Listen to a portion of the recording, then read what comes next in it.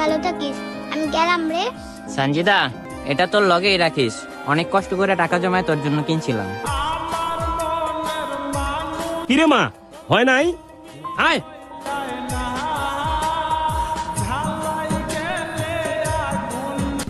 সঞ্জিদা, আবার ওটা 30টা দিন তো চিল্লাচিল্লি শুনে দিন শুরু করা লাগে। সারাদিন তো বকবক করেছেই, রাই তো আসে স্বপ্ন দেখে চিল্লা উঠোস। আচ্ছা, তোর ভিতরে কি আসলে কোনো প্রেম আছিল? আর যদি থাকে থাকে তাহলে হয়েছিল কেমনি? প্রেম কি? তখন তো প্রেমই বুঝতাম না, কিন্তু ওরে দেখলে আমার ভিতর অন্যরকম একটা ফিলিংস কাজ করতো। ওরা ছাড়া ভালো লাগতো না, আর ও তো ছিল আমার হৃদয়ের রাজকন্যা।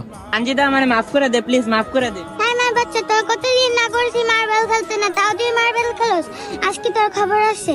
সঞ্জিদা মাফ করে দে, এবারের মতন মাফ করে দে, তুই যা বলবি তাই করব। আমি যা কম তুই তাই শুনবি?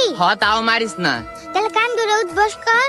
এইখানে ওইখানে জলদি কর, নাহলে